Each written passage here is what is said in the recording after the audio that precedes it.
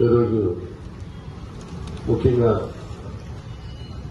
మాళ్ళ అమ్మవారి ఉత్సవాలు కొత్త సంవత్సరంలో జనవరి 13 నుంచి ప్రారంభించుకోవడానికి సంబంధించి అన్ని ఏర్పాట్లు కూడా అమ్మవారికి సంబంధించి కార్యక్రమాలన్నీ కూడా చాలా వరకు ఇంతకు ముందే మొదలైనవి, డిసెంబర్ నుంచే మొదలైనవి.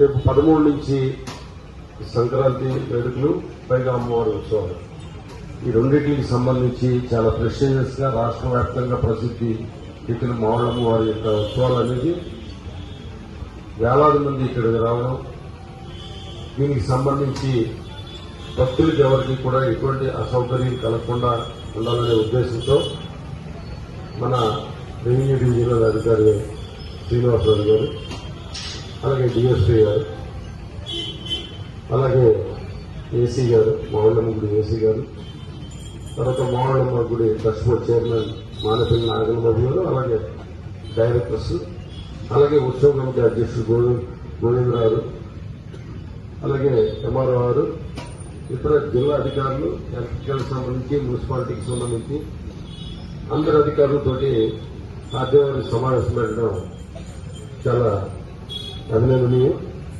ఎందుకంటే ముందుగానే మనం అన్ని జాగ్రత్తలు తీసుకుంటే కనుక ఎటువంటి ఇబ్బందులు లేకుండా చూడాలి, భక్తులకి అందరికీ కూడా సౌకర్యంగా ఉండాలి, ఇది చాలా బాగా ప్రెస్టీజియస్ గా జరగాలి అని చెప్పి ఆలోచనతో సమావేశం ఏర్పాటు చేసినందుకు అధికారికి నా హృదయపూర్వక ధన్యవాదాలు తెలియజేస్తూ, ముఖ్యంగా ఇది నూరి కూరగాయ పండ్ల వర్తక సంఘం వారి ఆధ్వర్యంలో ఉత్సవ కమిటీ 60 సంవత్సరాలు, ఇప్పుడు 60వ వార్షికోత్సవం. ఎక్కడైనా సరే మనకి తెలుసున్నది ఉత్సవ కమిటీ బాగా పనిచేయడం, ఉత్సవాలు ఎక్కువ కాలం నిర్వహించడం, ఏ ప్రదర్శనకు వచ్చి దాతల సహకారంతో ఈ ఉత్సవాలు ఎంతో ఘనంగా నిర్వహించడం వల్ల అమ్మవారి యొక్క ప్రాశస్త్యం కానీ,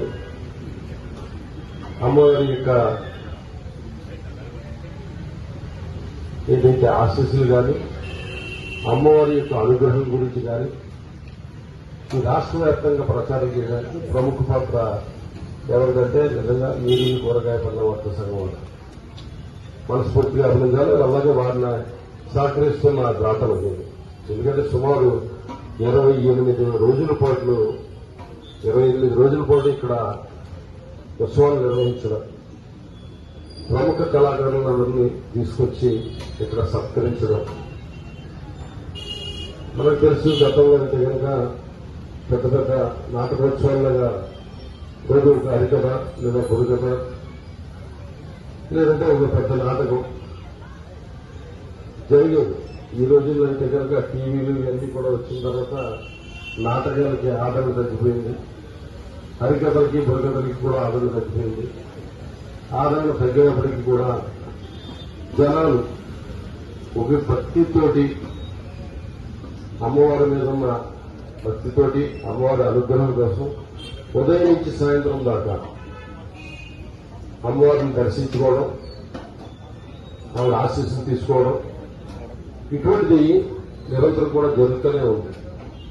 నిజంగా మనకున్న పరిస్థితులు చూసుకుంటే కనుక పట్టణం బాగా అభివృద్ధి చెందింది, అలాగే జిల్లా కేంద్రం అయింది. ఇక్కడ ఉన్న ప్రాంగణం కూడా ఉత్సవాలు నిర్వహించడానికి సరిపోని పరిస్థితి.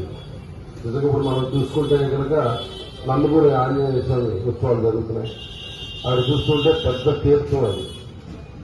అలాగే ఒక తీర్థం అనేది, ఇక్కడ తీర్థం గతంలో ఉన్నప్పుడు ఈ ఉన్నదే చాలా పెద్దదిగా అనిపించింది. ఇప్పుడు నిజంగా అమ్మవారికి ఉన్న రాష్ట్ర వ్యాప్తంగానే కాదు, తెలంగాణ ఇతర ప్రాంతాల్లో కూడా అమ్మవారి గురించి తెలుసుకుని ఈ ఉత్సవాల్లో ఇక్కడికి వచ్చి అమ్మవారి ఆశీస్సులు తీసుకుని వెళ్లే భక్తులకు అనేక మందికి అటువంటి సాంప్రదాయకమైన తీర్థాలు, దుకాణ సముదాయాలు ఏర్పాటు చేసుకునే అవకాశం అయితే ఇక్కడ లేదు. నిజంగా ఈ అమ్మవారి ఉత్సవాలు